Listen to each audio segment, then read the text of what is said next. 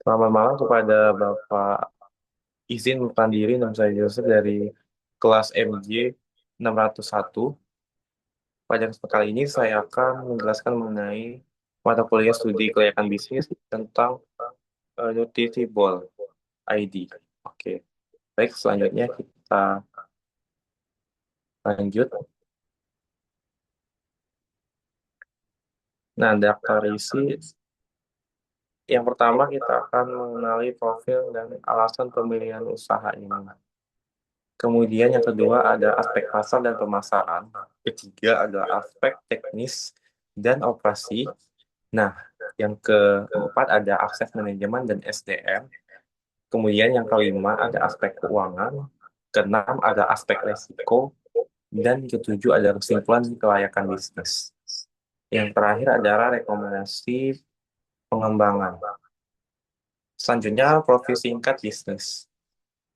Jenis bisnis usaha ini adalah UMKM Food berbasis digital.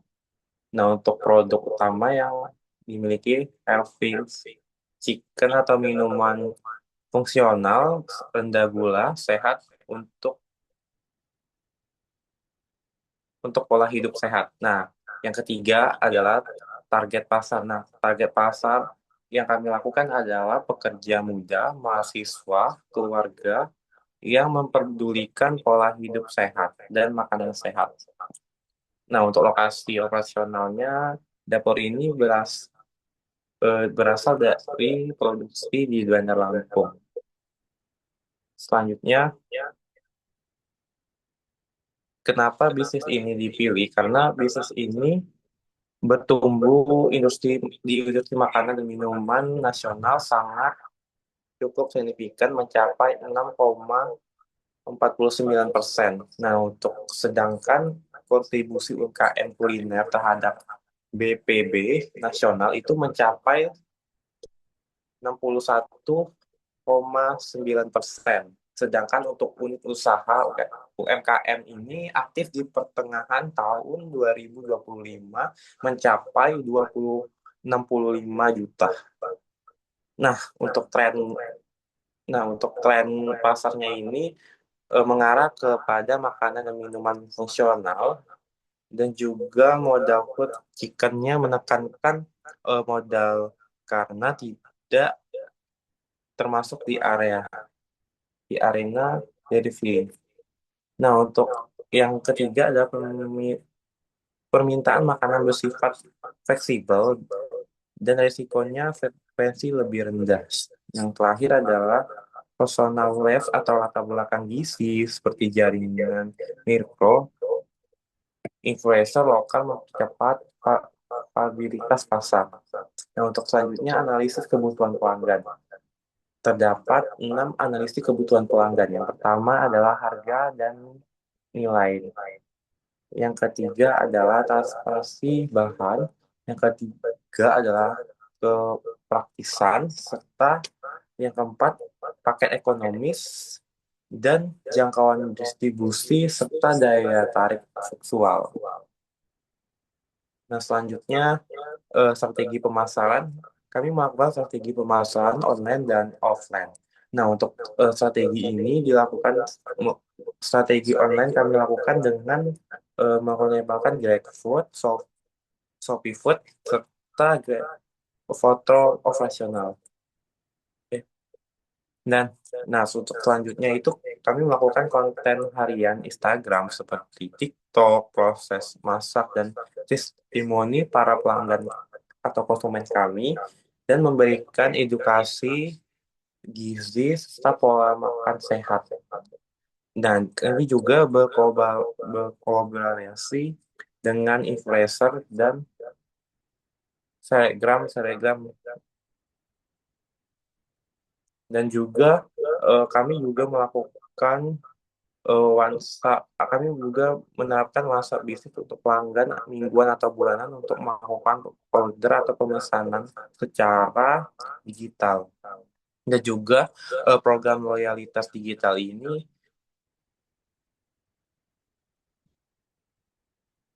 dan juga melakukan program loyalitas digital seperti points, stempel elektronik.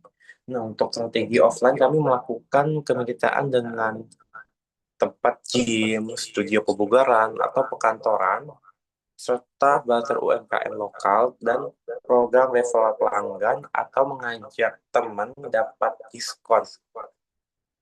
Nah, untuk selanjutnya kita masuk ke aspek teknis dan operasi. Nah, untuk lokasi dan fasilitas serta proses layanan.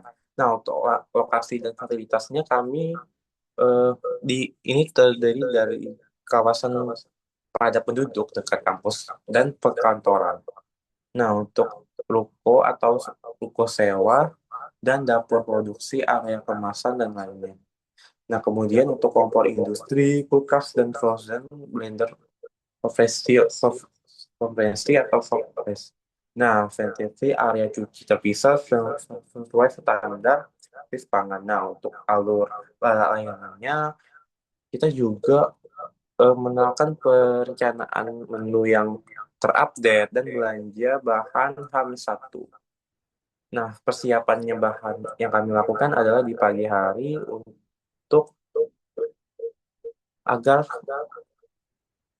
pelanggan kami lebih bisa menikmati di sebelum berangkat bekerja. Nah, untuk yang keempat adalah kemasan food dan label gizi. Tentunya kami men- menempelkan label gizi dan kemasan untuk tahu berapa nutrisi yang ada di dalamnya, serta saat terima kurir atau packing.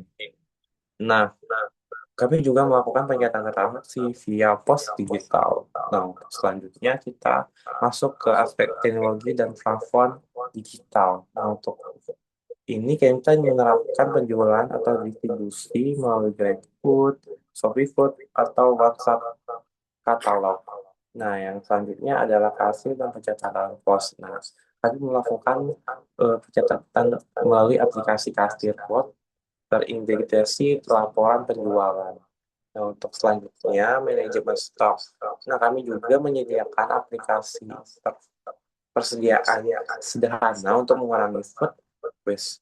Nah, untuk kami juga melakukan pemasaran digital seperti melalui Instagram, TikTok, Business, dan media digital lainnya. Serta kami juga menyediakan layanan pembayaran melalui QRIS atau GoPay seperti ShopeePay, Dana, dan QRIS atau OVO. Kemudian untuk komunikasi pelanggan, kami menyediakan platform customer yaitu WA Business dan konfirmasi terkait pemesanan.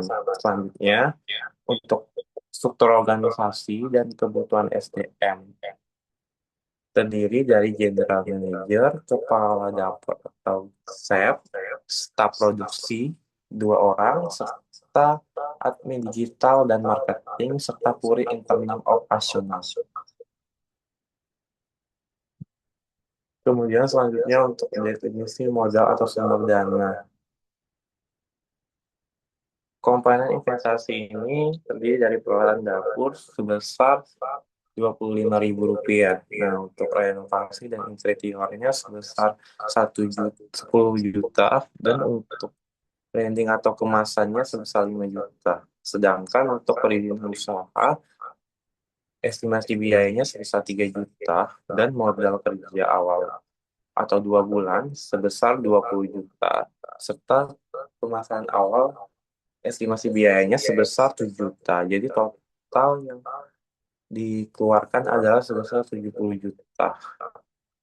Bisa dilihat di sini untuk sumber pendataannya 57%, serta 40 untuk modal sendiri. Mas, oh maaf, maksudnya untuk kurir Mirko-nya sebesar 57%, sedangkan untuk modal sendiri sebesar 43%. Nah, proyeksi pendapatan versus biaya bulanan. Bisa kita lihat di grafik berikut untuk estimasi bulanan untuk omsetnya mencapai angka 47, sedangkan biaya operasionalnya bisa dilihat di grafik sebesar 42, serta laba operasionalnya sebesar 5%.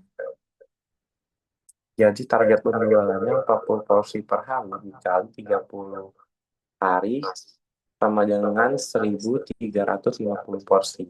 Nah, harga jual rata-rata 35.000 per porsi. Nah, untuk bahan bakunya itu sebesar 17.955 17.950.000 rupiah. Sedangkan gaji tenaga kerja Rp9.100.000. Komisi plafon sebesar 5.670.000. Serta laba bersih sebesar 3.488.750.000. Nah, untuk analisis kelayakan investasi, bisa dilihat target penjualan 45 porsi per hari berada di titik impas atau 30 per porsi, memberi margin keamanan sebesar 60 terhadap potensi penurunan penjualan. Oke. Selanjutnya, risiko utama. Nah, risikonya yang pertama adalah persaingan ketat, tren eh, menu cepat berganti, kemudian ketergantungan plafon pihak ketiga atau komisi ketiga adalah harga bahan baku segar. Nah, untuk ketiga, kemudian ketidak izin usaha seperti sertifikat atau pangan, teknologinya ada gangguan sistem atau expose atau risiko cyber data pelanggan. Nah, untuk legalitas dan perizinan usaha, yaitu identitas legal pelaku usaha via online, segel, dan izin usaha mikro kecil sesuai karakteristik risiko usaha pada sistem OSS, dan izin edar atau BPOM menjamin keamanan pakan produk yang diproduksi, serta sertifikat halal wajib bertahap sesuai regulasi jaminan produk halal dan pajak UMKM serta kepatuhan platform. Nah, studi kelayakan yang dijalankan yaitu pasal teknik dan operasi manajemen SDM, keuangan, dan risiko. Nah, tren permintaan makanan sehat digital terus tumbuh dan modal chicken efisien minimum investasi tetap. Nah, kebutuhan tenaga kerja kecil dan struktural. Nah, untuk di atas BWF dan marginnya aman 29%.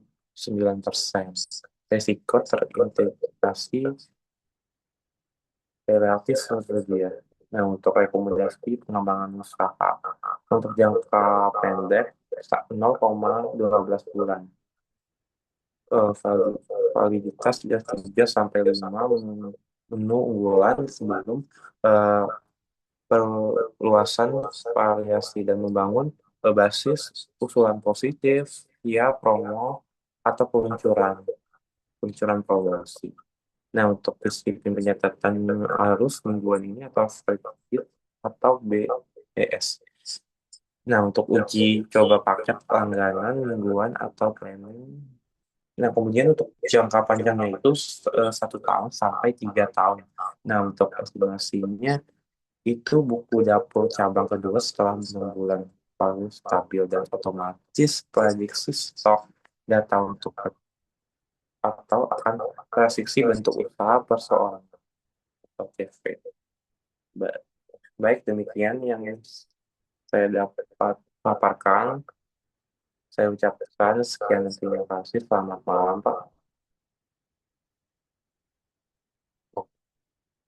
Udah gitu aja lah.